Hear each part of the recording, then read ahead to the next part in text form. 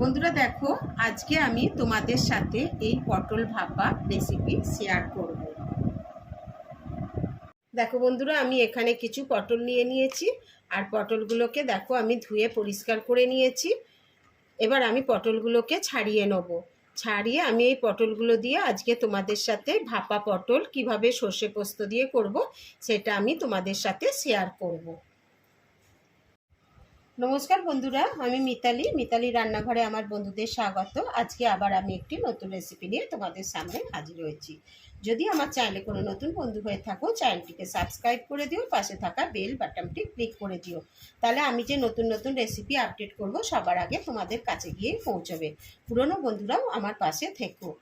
আমি আজকে যে রেসিপিটি তোমাদের সাথে শেয়ার করব সেটি হচ্ছে পটল সর্ষে পোস্ত দিয়ে আমি কিভাবে ভাপা করব সেইটি আমি তোমাদের সাথে শেয়ার করব।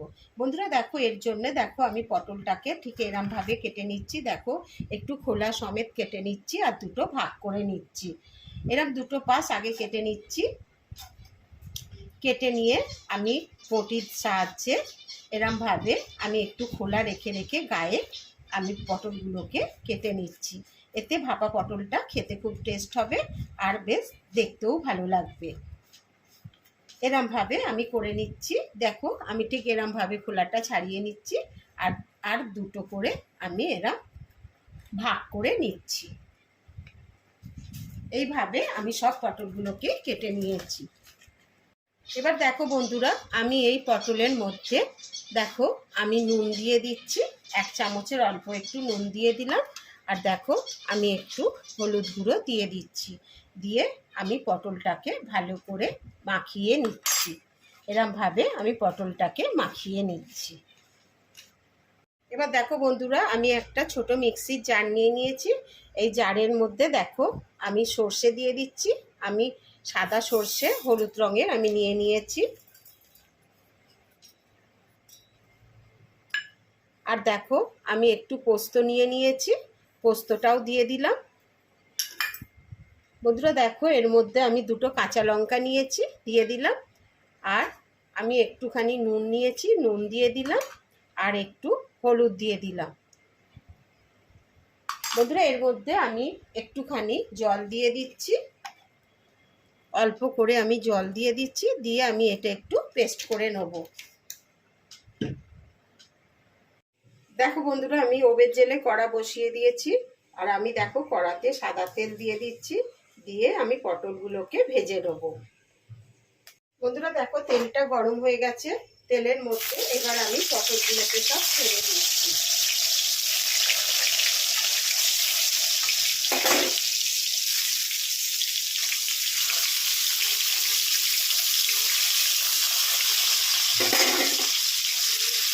বন্ধুরা দেখো পটলগুলো আমি সব ছেড়ে দিয়েছি।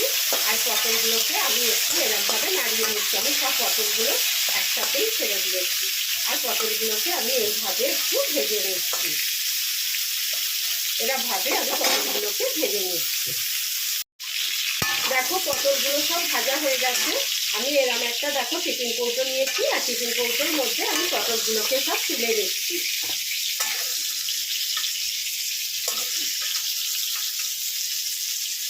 এইভাবে আমি পটলগুলো সব টিফিন কৌটোর মধ্যে তুলে নিচ্ছি। এবার দেখো আমি টিফিন কৌটোর মধ্যে তো পটলগুলো নিয়ে নিয়েছি। এর মধ্যে আমি যে পেস্টটা করে রেখেছিলাম সেই পেস্টটা দিয়ে দিচ্ছি।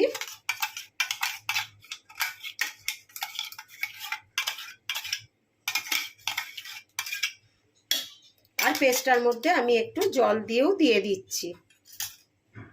দেখো বন্ধুরা, এই মিক্সির মধ্যে আমার একটু গায়ে অনেক পেস্ট লাগা ছিল, পোস্ত আর সর্ষের পেস্টটা। আমি এবার ওর মধ্যে একটু জল দিয়ে এর মধ্যে দিয়ে দিলাম। এবার বন্ধুরা দেখো এর মধ্যে আমি একটু অল্প করে নুন দিয়ে দিলাম।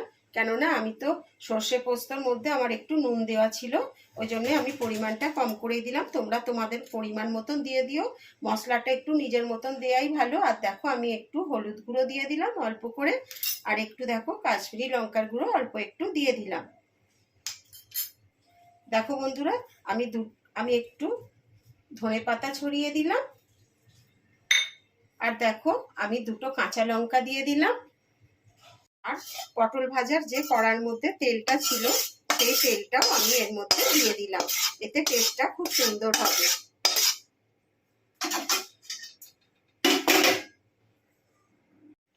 আর একটুখানি তেল ছড়িয়ে দিলাম অল্প করে, ওই তেলটাও দিয়েছি আর একটু তেল দিয়ে দিলাম। এবার আমি ঢাকাটা লাগিয়ে নিচ্ছি। দেখো বন্ধুরা, আমি কড়া বসিয়ে দিয়েছি আর ওভেনটা জেলে নিয়েছি, আর কড়াটা পরিষ্কার করে আমি কড়ার মধ্যে জল দিয়ে দিয়েছি। দেখো জলটা ফুটে এসেছে। আমি এবার এই যে টিফিন কৌটোটা রেডি করেছি সেটা আমি আস্তে করে জলের মধ্যে বসিয়ে দিলাম। এবার আমি দেখো এর মধ্যে আমি একটা থালা ঢাকা দিয়ে দিলাম। এই ভাপের মধ্যেই আমার পটল ভাপাটা তৈরি হয়ে যাবে। তারপরে আমি তোমাদের আবার দেখাবো। দেখো আমি এবার থালাটাকে নামিয়ে নিচ্ছি, আর আমি গ্যাসটাকে অফ করে দিয়েছি। এটা গরম আছে। আমি এবার এটাকে টিফিন কৌটোটাকে আমি তুলে নিচ্ছি। এরকম ভাবে আমি টিফিন কৌটোটাকে তুলে নিলাম। একটু ঠান্ডা হলে আমি তোমাদেরকে দেখাচ্ছি। দেখো বন্ধুরা, তোমাদের টিফিন কৌটোটা খুলে দেখিয়ে দিচ্ছি। পটল ভাপাটা আমার ঠান্ডা হয়ে গেছে।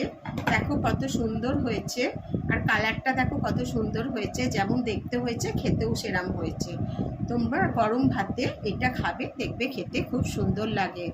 আর লাইক শেয়ার কমেন্ট করতে যেন ভুলো না যদি আমার এই রেসিপিটি তোমাদের ভালো লেগে থাকে। আর আমার চ্যানেলটিকে সাবস্ক্রাইব করে দিও, আর অনেক অনেক শেয়ার করে দিও ফ্যামিলিদের মধ্যে, বন্ধুবান্ধবদের মধ্যে। আমি আবার একটি নতুন রেসিপি নিয়ে তোমাদের সামনে হাজির হব। তোমরা ভালো থেকো, সুস্থ থেকো। ধন্যবাদ।